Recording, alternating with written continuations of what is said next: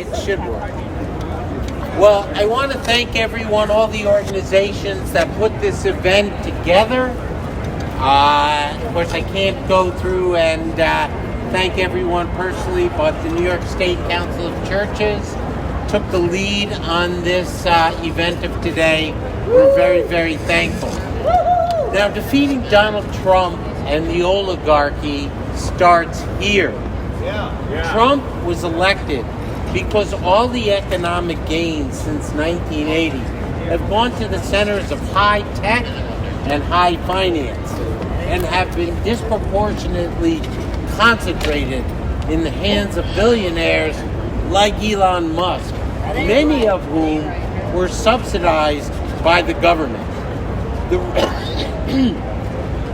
The rest of the country is being hollowed out and voted for the con man Trump, who will only make things worse out of desperation. The stock transfer tax is designed to restore some sense of balance to the economic system. It can address the parts of New York State that are being hollowed out. It shifts a very small percentage of the gains from high tech and high finance to the people. Reenacting the tax would restore balance to the tax system. New York exports 20% of its tax revenue to other states.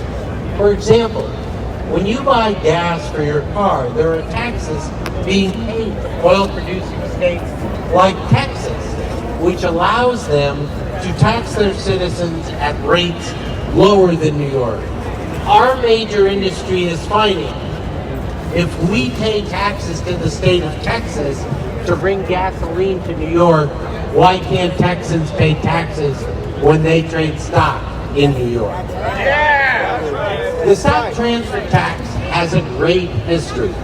It was enacted by the Republican Party when the Republican Party was realistic and not labeling all taxes as evil. It existed from 1905 to 1981 when it was repealed by Democrats who were caught up in the Wall Street fever dream, thinking Wall Street would make us all rich. Corrupt politicians. The financial crisis of 2008 taught us, or should have taught us, that we cannot rely on the financial wizards of Wall Street to run the economy. That's right. There is a huge difference between business based on ever striving for higher profits and economics, which seeks the good of the people as a whole. When the stock transfer tax was first enacted, the New York Times railed against it. Wall Street moved to New Jersey, and indeed the New York Stock Exchange created a New Jersey corporation to do just that. But the New York Times was forced to eat crow. It admitted later it was wrong. Almost all the other exchanges in the nation closed while ours prospered. Trade volume continually increased when the tax was in effect. Billions of dollars from the tax were remitted to the state of New York, allowing for things like virtually free college education. The reason why Wall Street will not move is simple economics. The stock transfer tax is a sales tax. It is not paid by any Wall Street firms. It is paid by the customers who buy stock, who are mostly from other states and other nations. The Wall Street firms just collect the tax and transfer it to the government. Wall Street would not move to avoid a tax it does not pay. The cost of moving would be astronomical. The tax is tiny. It is on average a half penny per dollar with a maximum of $300 on any transaction. The principle of economics involved is very simple.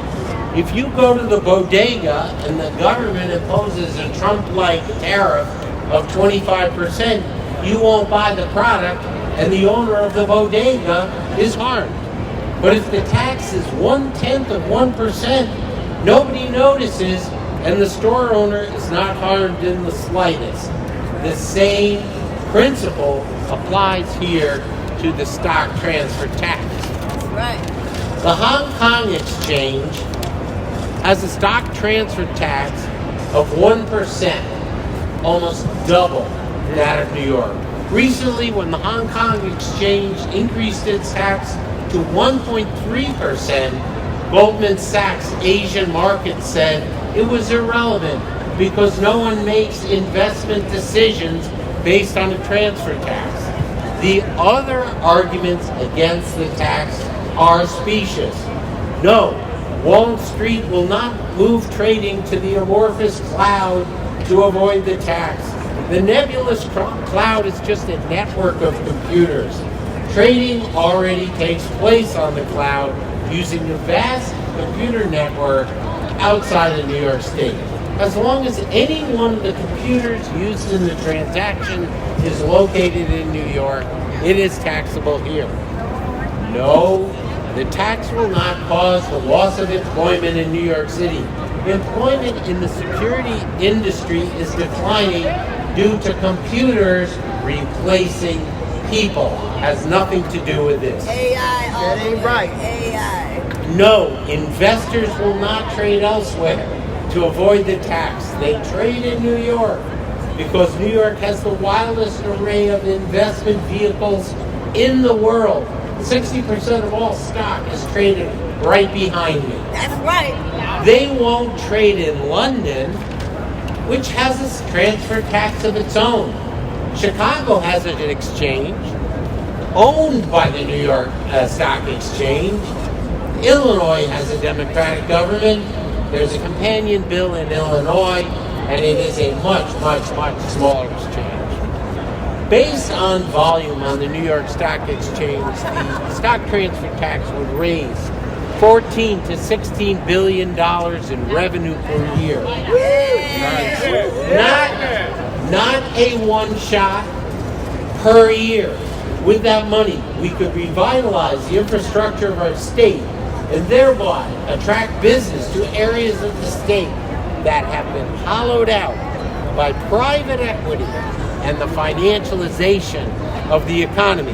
That would free up other revenue to allow us to meet all the social services needs of our state government.